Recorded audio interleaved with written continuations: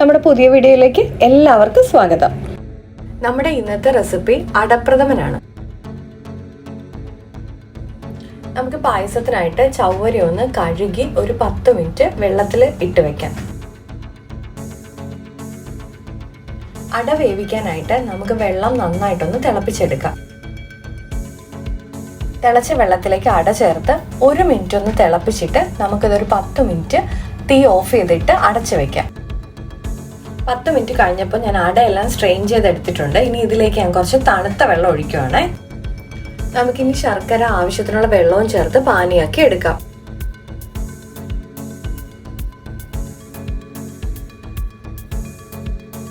ഇപ്പം നമ്മുടെ പാനി കറക്റ്റ് പരുവായിട്ടുണ്ട്. നമുക്കിനി ഇതൊന്ന് സ്ട്രെയിൻ ചെയ്തെടുക്കാം. ഒരു പാനിലേക്ക് 1 ടേബിൾ സ്പൂൺ നെയ്യ് ഒഴിക്കാം. നമുക്ക് പായസത്തിന് ആവശ്യത്തിനുള്ള തേങ്ങാക്കൊത്തും മുന്തിരിങ്ങയും അണ്ടിപ്പരിപ്പും ഒക്കെ റോസ്റ്റ് ചെയ്തെടുക്കാൻ വേണ്ടിയിട്ടാണ്.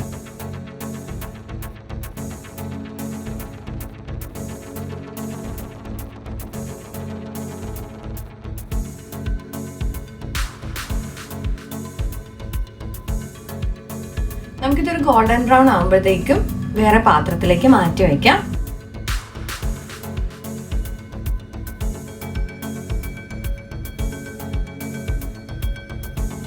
നമുക്ക് പാനിലേക്ക് ഉരുക്കി വെച്ച് ശർക്കര ചേർത്ത് കൊടുക്കാം. ഇതിലേക്ക് നമുക്ക് വേവിച്ച് വെച്ച അട ചേർത്ത് കൊടുക്കാം.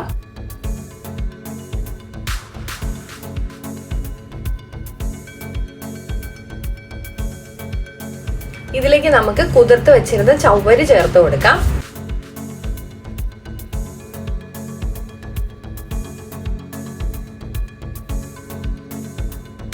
ഈ സമയത്ത് നമുക്ക് ചതച്ച ഏലക്കയും ചേർത്ത് കൊടുക്കാം.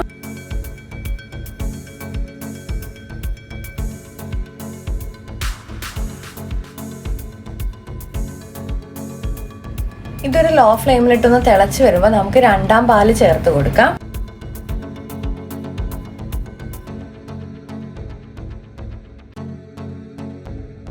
നമുക്കിതൊരു ലോ ഫ്ലെയിമിലിട്ട് ഒരു 10 മിനിറ്റോളം നന്നായിട്ട് തിളപ്പിച്ചെടുക്കാം.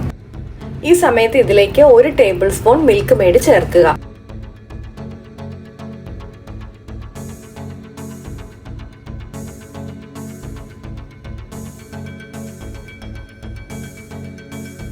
നമുക്കിനി 1ാം പാല് ചേർത്ത് ചെറുതായിട്ടൊന്ന് ചൂടാക്കി എടുത്താൽ മതി. പിന്നീട് അത് തിളപ്പിക്കേണ്ട ആവശ്യമില്ല.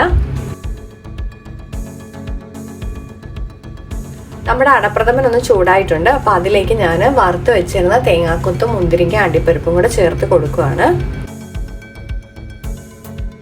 അപ്പൊ നമ്മുടെ അടപ്രഥമൻ ഇവിടെ തയ്യാറായി കഴിഞ്ഞു. അപ്പൊ എല്ലാവർക്കും ഇഷ്ടപ്പെട്ടിട്ടുണ്ടെങ്കിൽ ലൈക്ക് ചെയ്യാനും ഷെയർ ചെയ്യാനും സബ്സ്ക്രൈബ് ചെയ്യാനും മറക്കല്ലേ. അപ്പൊ എല്ലാവരും ട്രൈ ചെയ്യാൻ നോക്കിയിട്ട് കമന്റ്സ് എല്ലാം ഫീഡ്ബാക്ക് വഴി അറിയിക്കാനും മറക്കല്ലേ. അടുത്ത വീഡിയോയിൽ കാണും വരെ നന്ദി, നമസ്കാരം.